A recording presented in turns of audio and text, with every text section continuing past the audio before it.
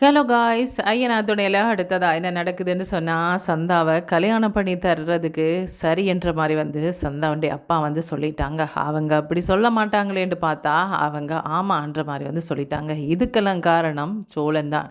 சோழன் நிறைய பணம் தாரம், நிறைய நகை தாரம். அது மட்டும் இல்லாமல் நாங்கள் இருக்கிற வீடுமே அண்ணனுக்கு தான் இவ்வளவெல்லாம் பண்ணுறோம். அது மட்டும் இல்லாமல் இங்கேருந்து வாரவங்க எல்லாருக்கும் என்னுடைய அண்ணன் தான் வேலையே கொடுக்குறாங்க. இந்த மாதிரி சொல்லி அவங்கள்ட்ட சம்மதம் வாங்கிட்டாங்க. இவங்க பணத்துக்காகத்தான் இப்படி சொல்கிறாங்க, இப்படிப்பட்டவங்க வீட்டில் வாழணுமா என்ற மாதிரி சேரன் யோசிக்கிறாங்க. எதுக்கு சேவை இல்லாமல் சோழன் வார்த்தையை விட்டுட்டுருக்குறான். இவ்வளவு பணம் நகையெல்லாம் கொடுக்குறது சாதாரணமான விஷயமா? நம்மள்கிட்ட 1,00,000 2,00,000 ரூபா பணமே மற்றவங்க நம்பி தரமாட்டாங்க. இப்படி இருக்கும்போது 30,00,000 ரூபா பணம், 25 பவுன் நகை, இதெல்லாம் யார் எப்படி சம்பாதிக்கிறது? என்ன சோழன் என்ன நினச்சிட்ருக்கான்? 6 மாதத்துக்குள்ள இவ்வளவும் தாரன்ற மாதிரி சொல்கிறானே, இவனுக்கு என்னதான் சொன்னாலும் புரிய மாட்டேன்றதே. இந்த நிலாவும் பார்த்துட்டு நிற்கிறாளே என்ற மாதிரி தான் சேர நிற்கிறாங்க.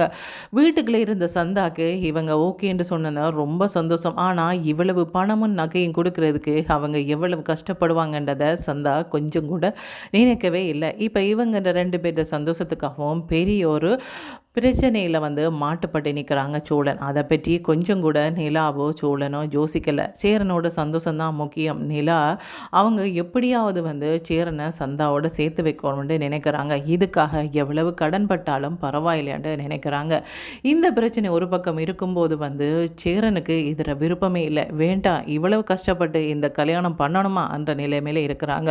சோழனும் இல்லை, இதை பண்ணியே ஆகணும், நான் எப்படியாவது 6 மாதத்துக்கு இதெல்லாம் பண்ணியே தீருவேன்ற மாதிரி சொல்கிறாங்க. 6 மாதத்துக்குள்ளே நீ அவ்வளவு பணத்தை திரட்டினாலும் அவங்க அதெல்லாம் வாங்கிட்டு அப்புறமா சந்தாவை கல்யாணம் பண்ணி தரமாட்டேன்னு சொன்னால் என்ன பண்ணுறது? காசுக்காகத்தான் இவங்க இதெல்லாம் பண்ணுறாங்கன்ட்டு கொஞ்சம் கூட உனக்கு புரியலையா என்ற மாதிரி சொல்கிறாங்க. இல்லைண்ணே, உன்னோட வாழ்க்கைக்கு முன்னால் இந்த பணமெல்லாம் எனக்கு பெருசாக தெரியலை என்ற மாதிரி சொல்கிறாங்க. இல்லடா சோழா, நான் சொல்கிறது உனக்கு புரியுதா? என்னுடைய வாழ்க்கை உனக்கு முக்கியமாக இருக்கலாம், நான் சந்தோஷமாக இருக்கணுமென்றதில் நீ ஆசைப்படலாம். ஆனால் இவ்வளவு பணத்தையும் வாங்கிட்டு அதுக்கப்புறமா பிரச்சனை பண்ணால் என்ன பண்ணுவேன்? அது மட்டும் இல்லாமல் சந்தாவை தேடி வந்த ஆட்கள் சாதாரணமானவங்க கிடையாது. அவங்க விட்டு வைப்பாங்களா? தனக்கு கல்யாணம் பண்ணி தாரேன்னு சொல்லிட்டு இன்னொருத்தனுக்கு கல்யாணம் பண்ணி கொடுத்துட்டாங்கன்னு என்னையும் விட்டு வைக்க மாட்டாங்க, சந்தாண்டி அப்பாவையும் விட்டு வைக்க மாட்டாங்க. இது பெரிய சிக்கலில் போய் முடிய போகுது. என்ன நடக்கணும்னு இருக்கோ அதை நடக்கணும், விட்டுட்டு வா என்ற மாதிரி சொல்கிறாங்க. சோழன் கேட்குறதா இல்லை, நீ என்ன சொன்னாலும் பரவாயில்லை, சந்தாவை நீ கல்யாணம் பண்ணி ஆகணும். சந்தாவை நீ கல்யாணம் பண்ணுறதுக்காக எவ்வளவு பணமோ நகையோ என்னால் முடிஞ்சளவு நான் கொடுத்து தான் தீர்வேன் என்ற மாதிரி சொல்கிறாங்க. இவங்க இவ்வளவு பண்ணினாலும் அந்த கல்யாணம் நடக்குமா? அப்படித்தான் நடந்தாலும் சேரனை வாழ விட்டுடுவாங்களா சந்தாண்ட மாமா என்றதான் பெரிய ஒரு கேள்விக்குறியாக இருக்குது. உண்மையிலே இவங்க பணத்தை வாங்கிட்டு கல்யாணம் பண்ணி கொடுப்பாங்களா, அல்லது பணத்தையும் வாங்கிட்டு சந்தாவையும் கல்யாணம் பண்ண விடாமல் ஏமாற்றுவாங்கன்றதை வெயிட் பண்ணி தான் பார்க்கணும். அது மட்டும் இல்லாமல் இவங்க இப்படி பிரச்சனை பண்ணிகிட்டு இருக்கும்போது இங்கே பெரிய ஒரு பிரச்சனையை உருவாக்குறாங்கன்னு சொல்லலாம். பாண்டியோட லவ்வர், அதாவது வானதி என்ன பண்ணுறாங்கன்னு சொன்னால் தானாகவே அந்த வீட்டுக்கு சமைச்சு கொடுக்கணும், சாப்பாடு கொடுக்கணும், அவங்கள பத்திரமா பார்த்துக்கணும்னு நினச்சிட்டு தானாகவே வில்லங்கத்துக்கு அங்கே சமைக்கிறதுக்கு போகிறாங்க. இது பாண்டியோட அப்பாவுக்கு பிடிக்கலை. என்னம்மா என்ன அடிக்கடி வந்துட்டே இருக்கிற, இங்கே என்ன வேலை, இப்போ தானே போனேன், அதுக்கப்புறமா 1/2 மணித்தேலம் இல்லை உடனுமே திரும்பி வர என்ற மாதிரி சொல்கிறாங்க. என்ன இது கூட உங்களுக்கு புரியலையா? உங்களுக்கு சாப்பாடெல்லாம் செய்ய வேண்டாமா? மதிய சாப்பாடு யார் செய்வா? இதெல்லாம் செய்யணும்னு சொன்னால் நான் ஏழையாக வந்தால் தானே செய்ய முடியும் என்ற மாதிரி சொல்கிறாங்க. எது யார் உன்னை இதெல்லாம் பண்ண சொன்னால், உனக்கேன அவசியம் இதெல்லாம் என்ற மாதிரி சொல்கிறாங்க. எனக்கெல்லாம் பொறுப்பு இருக்கு இல்லையா? இந்த வீட்டுக்கு வாழ வரப்போகிறவனா எனக்கு பொறுப்பு வேண்டாமா என்ற மாதிரி சொல்கிறாங்க. இங்கே பாரு, நீ இந்த வீட்டுக்கு வாழ வராமல் போ, அது உனக்கும் பாண்டியனுக்கும் உள்ள பிரச்சனை. ஆனால் நான் சொல்கிறத கேளு, நாங்கள் நல்ல சாப்பாடு சாப்பிடணுன்னு ஆசைப்பட்றோம். நீ இந்த மாதிரி நேற்று சாப்பாடு ஃபுல்லாகவே எங்களுக்கு நாசம் பண்ணிட்டேன், இப்போ அதே மாதிரி இன்றைக்கும் பண்ணலாம்னு நினைக்காத. நல்ல சோறைக்கு சாப்பிடக்கூடாதா நாங்கள்? ஏன் எங்களோட சாப்பாடில் மண்ணள்ளி போடுறன்ற மாதிரி சொல்கிறாங்க. அப்படி சொல்லும்போது வானதி பாண்டியை பார்த்து சொல்கிறாங்க. என்ன பாண்டி இது, நான் அங்கேருந்து ஆசையாக உங்களை எல்லாருக்கும் சமைச்சு தரலாமன்னு பார்த்தா இவங்க இப்படி சொல்கிறாங்க. உனக்குமே அப்படித்தான் தோணுதா? பல்லவா, உனக்கும் அப்படித்தான் தோணுதா? ஏன் நான் சமைச்சு தரது உங்களுக்கு பிடிக்கலையா என்ற மாதிரி கேட்குறாங்க. கேட்கும்போது பாண்டி என்ன சொல்கிறாங்கன்னு சொன்னால், இல்லை ரொம்ப நல்லா இருக்குது. அவர் சும்மா நக்கலாக சொன்னால் இதெல்லாம் நீ பெருசாக எடுக்க மாட்டேன்னு அவருக்கு நல்லாவே தெரியும், அதுதான் இப்படி சொல்லியிருக்கிறாரு.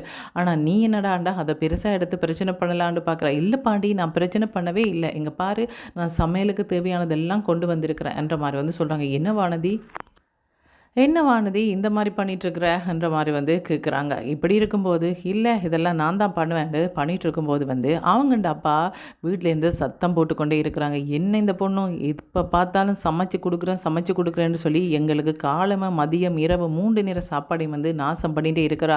இந்த சோளம் சீரனில் எப்போ தான் வரப்போகிறாங்களோ தெரியல. அந்த சந்தாவை தேடிட்டு போனாங்க. முதல்ல அவங்க சந்தாவை சந்திச்சாங்களோ தெரியல. அவங்க வர்றதுக்கு இடையில இவங்க வந்து இங்கே படாத பாடெல்லாம் படுத்திடுவாங்க போல இருக்கு. இப்படியெல்லாம் பேசிகிட்டு இருக்கிறாங்க. இப்படி பேசிகிட்டு இருக்கும்போது வந்து வானதி வந்து பாண்டியை பார்த்து கேட்குறாங்க. பாண்டி, இங்கே பாரு, நான் இந்த வீட்டில் வேலை செய்கிறது உனக்கு பிடிச்சிருக்கா பிடிக்கலையா என்ற மாதிரி வந்து கேட்குறாங்க. இல்லை பாண்டி, நீ உண்மையை சொல்லு, எனக்கு உண்மை தான் தேவை என்ற மாதிரி வந்து சொல்கிறாங்க.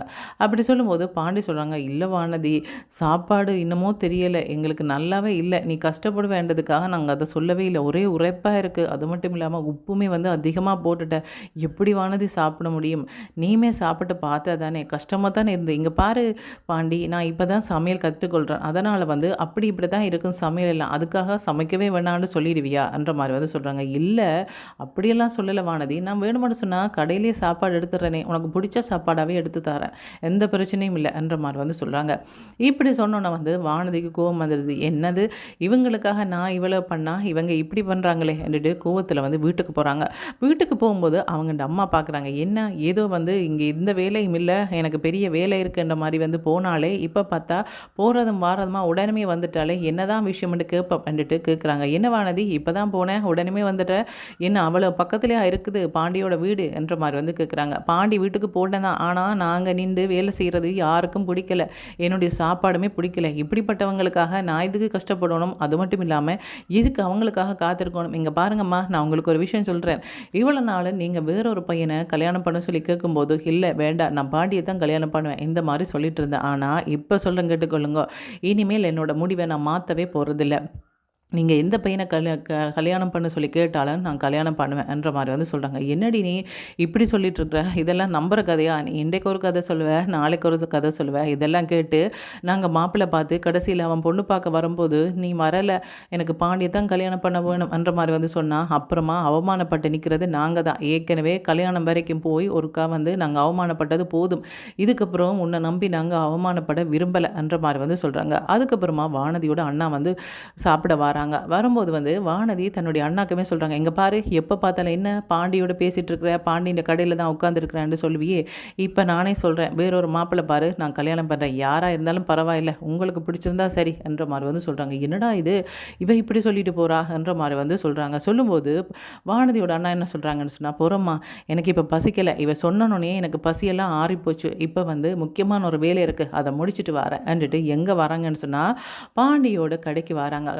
அவங்க அந்த கடைக்கு வரும்போது பாண்டி வந்து பிஸியாக வந்து நிற்கிறாங்க. என்ன ரொம்ப பிஸியாக நிற்கிறீங்களோ, ஆனால் நீங்கள் பிஸியாக நிற்கக்கூடாதே இந்த நேரத்தில் என்ற மாதிரி வந்து சொல்கிறாங்க. ஏன், நிறைய வேலை இருந்தால் பிஸியாக தான் இருப்பாங்க, உன்னை போல் வேலை வெட்டி இல்லாமல் இருக்கிறோம் என்ற மாதிரி வந்து சொல்கிறாங்க. இல்லை நீ இப்போ என்னோட வாக்குவாதப்பட வேண்டிய அவசியமே இல்லை, அதுக்கு நீ வந்து வானதியோடைய வாக்குவாதப்படலாம் என்ற மாதிரி வந்து சொல்கிறாங்க. அது சரி, ஏதோ பெரிய தெய்வீக காதல், நாங்களை வந்து பிரிக்கவே முடியாது, என்னென்னமோ எல்லாம் பண்ணி பார்க்குறீங்க, நீங்கள் என்ன தான் சொன்னாலும் வானதி கேட்க போகிறதில்லை, என்ன தான் கல்யாணம் பண்ணுவா என்ற மாதிரி வந்து நீயும் சொன்ன. அதே மாதிரி அவளுக்கு இன்னொரு மாப்பிள்ளையை பார்த்து கல்யாணம் பண்ணுற அளவுக்கு போனதுக்கப்புறமா இல்லை நான் பாண்டியை தான் கல்யாணம் பண்ண சொல்லிட்டு அந்த கல்யாணத்தையே குழப்பிட்டு ஓடி இருந்தா, இப்போ பார்த்தா 2 பேரும் பிரிய போகிறீங்க போல இருக்குது என்ற மாதிரி வந்து சொல்கிறாங்க. இங்கே பாரு, யார் வந்தாலும் நம்ம 2 பேரையும் பிரிக்கவே முடியாது, நீ இந்த மாதிரி பேசுகிறதுக்கு பதிலாக பேசாமல் ஏதாவது ஒரு வேலையை போய் பண்ணு என்ற மாதிரி வந்து பாண்டி வந்து சொல்கிறாங்க. என்னது வேலையை போய் பண்ணணுமா, இப்போ நீயே கடையை சாத்திட்டு போகிற அளவில் தான் நிற்கிற, முதல்ல உனக்கு ஒரு விஷயம் தெரியுமா, வானதி உன்னை வேண்டான்னு சொல்லிட்டா, வீட்டில் வந்து என்ன சொல்லிட்டு இருக்கிறா தெரியுமா, எனக்கு இன்னொரு கல்யாணம்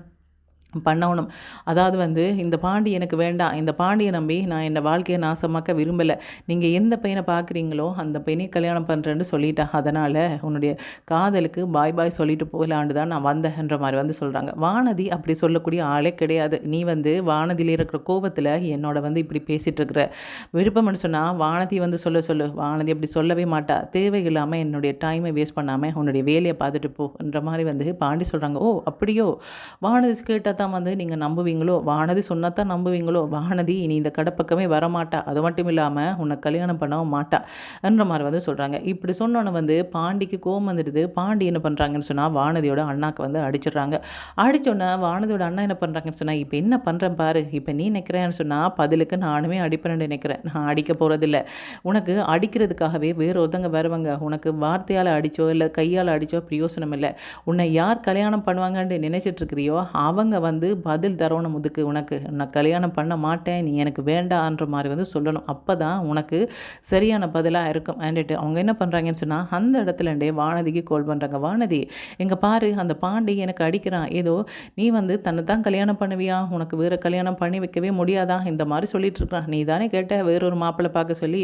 இவன் என்ன இப்படி பேசிட்டு இருக்கிறான்? நீ இவனுக்கு சொல்லவே இல்லையா?" என்ற மாரி வந்து சொல்றாங்க. அவன் என்ன பத்தி பேசுறது? அவன் யாரோ, நான் யாரோ? எங்க இப்ப நான் வாரேன் கடைக்கு அண்டுட்டு அவங்க என்ன பண்றாங்கன்னு சொன்னா, வானதி பயங்கர கோவத்தோட வராங்க. "என்ன என்னுடைய அண்ணனுக்கு அடிச்சியாமே? இன்னொரு கல்யாணம் பண்ண மாட்டா வானதி என்ற மாரி வந்து சொன்னியாமே? நான் தான் சொன்னேன் இன்னொரு மாப்பிள்ளைய பார்க்க சொல்லி. நான் தான் இன்னொரு கல்யாணம் பண்ண போறேன். பாண்டி வேண்டான்னு சொன்னேன். புரியுதா? எப்ப பார்த்தாலும் இந்த கடைக்கு முன்னால வந்து உன்னிட்ட கெஞ்சிட்டு இருப்பேன். பாண்டி எப்படி இருக்கிற? சாப்பிட்டியா? உன்னுடைய அண்ணனுக்கு எப்ப கல்யாணம் நடக்கும்? இப்படியே பார்த்துட்டு இருப்பேன் நினைச்சியா? உனக்கும் கல்யாணம் நடக்க போறதில்ல. உன்னுடைய அண்ணனுக்கும் கல்யாணம் நடக்க போறதில்ல. கடைசியில எனக்கும் கல்யாணம் நடக்க போறதில்ல. அதனால எனக்கு நீ வேண்டாம். நான் என்னுடைய வேலைய பார்த்துட்டு போறேன் என்ற மாரி வந்து சொல்றாங்க. இப்படி சொல்லும்போது பாண்டி சொல்றாங்க, "வானதி இங்க பாரு கோவத்துல வார்த்தைகளே அள்ளி தெளிக்காத. இந்த மாரி பண்ணாத. இது இப்படி பல தடவை பண்ணியிருக்கிறேன். இந்த மாரி பண்ணாத. விளையாட்டுத்தனமா இந்த மாரியெல்லாம் பண்ணலான்னு நினைக்காத. நீ விளையாட்டுக்கு சொல்றத உண்மையென்று நினைச்சு உன்னுடைய அண்ணன் எங்கேயாவது மாப்பிள்ளை பார்த்துட்டு வரப்போறான்" என்ற மாரி வந்து சொல்றாங்க. "பார்க்கட்டுமே, நான் உண்மையா தான் சொல்றேன். நான் ஒண்ணும் பொய்யா சொல்லல. இங்க பாரு உன்னுடைய குடும்பம் வந்து ராசி இல்லாத குடும்பம். அந்த வீட்ல ஒரு பொண்ணே வாழ முடியாதுன்னு சொல்லி எல்லாரும் சொல்லும்போது, இல்ல, இல்ல அப்படியெல்லாம் இல்ல. பாண்டி ரொம்ப நல்லவன். அவனோட குடும்பம் ரொம்ப நல்ல குடும்பம். அவங்க இப்படி பண்றதுக்கு வாய்ப்பே இல்ல என்ற மாரி வந்து நான் நெனச்சேன். ஆனா இப்ப தானே தெரியுது. நீங்க பேசுற பேச்சுக்கு உங்களோட குடும்பத்தில யார் தான் வந்து வாழுவாங்க. நான் யார் வந்தாலும் நான் வரப்போறதில்ல என்ற மாரி வந்து வானதி வந்து சொல்லிட்டு போயிட்டாங்க. இனிமே நீ எனக்கு ஃபோன் பண்ணவும் கூடாது. நான் உன்ன கல்யாணம் பண்ண போறதுமில்ல என்ற மாரி வந்து சொல்லிட்டாங்க. இப்ப வந்து பாண்டியோட காதலும் வந்து முறிஞ்சு போச்சுது. அங்க வந்து சோழனோட சேரனோட காதலும் வந்து முறிஞ்சு போய் அவங்க கல்யாணம் வரைக்கும் வந்து அவங்களோட கல்யாணம் குழம்பி போய் நிற்குது. இப்போ பணங்காசு கொடுத்தா தான் அவங்க கல்யாணம் பண்ணுறதுக்கு சம்மதம் என்ற மாதிரி வந்து சொல்கிறாங்க. இப்போ பணங்காசு கொடுத்த பிறகும் கல்யாணம் பண்ணுவாங்களாண்டா வெயிட் பண்ணி தான் பார்க்கணும். அங்கே ஒரு பிரச்சனையை முடிச்சுட்டு வீட்டுக்கு வரலாமென்று பார்த்தா இங்கே ஒரு பெரிய ஒரு பிரச்சனையை வந்து உருவாக்கி வச்சுருக்கிறாங்க வானதி. இந்த பிரச்சனையை எப்படி தீர்க்க போகிறாங்கன்றத கைஸ் வெயிட் பண்ணி தான் பார்க்கணும். ஓகே, தேங்க்யூ, பாய்.